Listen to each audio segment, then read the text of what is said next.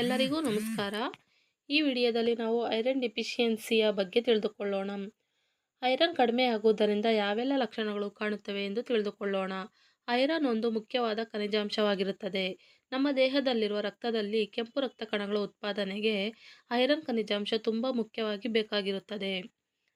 ನಮ್ಮ ದೇಹದಲ್ಲಿ ಐರನ್ ಕಡಿಮೆ ಆದಾಗ ಕೆಲವೊಂದು ಲಕ್ಷಣಗಳು ಕಾಣಿಸಿಕೊಳ್ಳುತ್ತವೆ. ಸಣ್ಣ ಪುಟ್ಟ ಕೆಲಸಗಳಿಗೂ ತುಂಬ ಸುಸ್ತಾದಂತೆ ಕಾಣುತ್ತಾರೆ. ಚರ್ಮ ಬೆಳ್ಳಗೆ ಬಿಳಿಚಿಕೊಳ್ಳುತ್ತದೆ. ಎದೆಯ ನೋವು, ಹೃದಯ ಬಡಿತ ಹೆಚ್ಚಾಗಿರುವುದು, ಉಸಿರಾಟದ ತೊಂದರೆ, ತಲೆನೋವು, ತಲೆ ಸುತ್ತುವುದು, ಕೈಕಾಲುಗಳು ಮತ್ತು ದೇಹ ತಣ್ಣಗೆ ಆದಂತೆ ಕಾಣಿಸಿಕೊಳ್ಳುತ್ತದೆ. ಈ ಎಲ್ಲ ಲಕ್ಷಣಗಳ ಜೊತೆಗೆ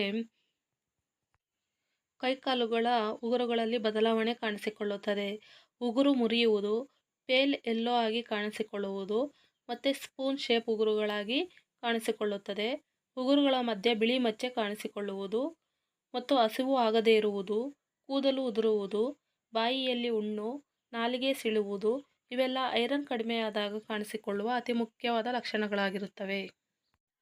ಐರನ್ ಡಿಫಿಷಿಯನ್ಸಿ ಅನ್ನುವುದು ಹೆಚ್ಚಾಗಿ ಪ್ರೆಗ್ನೆಂಟ್ ವುಮೆನ್ಗಳಲ್ಲಿ, ಸಣ್ಣ ಮಕ್ಕಳು ಮತ್ತು ವಯಸ್ಸಾದ ವ್ಯಕ್ತಿಗಳಲ್ಲಿ ಅತಿ ಹೆಚ್ಚಾಗಿ ಕಾಣಿಸಿಕೊಳ್ಳುತ್ತದೆ.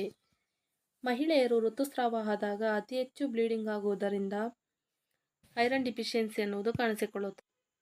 ಪೌಷ್ಟಿಕವಾದ ಆಹಾರವನ್ನು ತೆಗೆದುಕೊಳ್ಳದೇ ಇದ್ದಾಗ, ಅತಿ ಹೆಚ್ಚು ರೈಸ್ ಸೇವಿಸಿ ಕಡಿಮೆ ಪ್ರಮಾಣದ ತರಕಾರಿ, ಹಣ್ಣು, ಕಾಳುಗಳು ಸೇವಿಸುವ ವ್ಯಕ್ತಿಗಳಲ್ಲಿ ಐರನ್ ಲೋಪ ಅನ್ನುವುದು ಕಾಣಿಸಿಕೊಳ್ಳುತ್ತದೆ. ಕೆಲವೊಂದು ಟೆಸ್ಟ್ಗಳ ಮೂಲಕ ಐರನ್ ಡಿಫಿಷಿಯನ್ಸಿಯನ್ನು ತಿಳಿದುಕೊಳ್ಳಬಹುದು. CBC ಕಂಪ್ಲೀಟ್ ಬ್ಲಡ್ ಕೌಂಟ್ನ ಮೂಲಕ, haemoglobin test, blood iron test ಮತ್ತು ಪೆರಿನ್ ಟೆಸ್ಟ್ಗಳ ಮೂಲಕ HB ಲೆವೆಲ್ ಅನ್ನು ತಿಳಿದುಕೊಳ್ಳಬಹುದು. HB ಲೆವೆಲ್ ಕಡಿಮೆ ಇರುವಂತಹ ವ್ಯಕ್ತಿಗಳಿಗೆ ಐರನ್ ಸಪ್ಲಿಮೆಂಟರಿ ಮಾತ್ರೆಗಳನ್ನು 3 ರಿಂದ 6 ತಿಂಗಳವರೆಗೆ ಬಳಸಲು ಡಾಕ್ಟರ್ಗಳು ಸೂಚಿಸುತ್ತಾರೆ.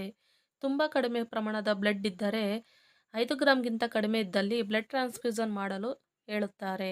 ಇದರೊಂದಿಗೆ ಅತಿ ಹೆಚ್ಚು ಸೊಪ್ಪು, ತರಕಾರಿ, ಮೊಟ್ಟೆ, ಮೀನು ಮತ್ತು ಕಾಳುಗಳನ್ನು ಬಳಸುವುದರಿಂದ ತಮ್ಮ ರಕ್ತದಲ್ಲಿ ಐರನ್ ಅನ್ನು ಹೆಚ್ಚಿಸಿಕೊಳ್ಳಬಹುದು. ಈ ವಿಡಿಯೋ ಇಷ್ಟ ಆಗಿದ್ದಲ್ಲಿ ಲೈಕ್, ಶೇರ್ ಮತ್ತು subscribe. Thank you for watching.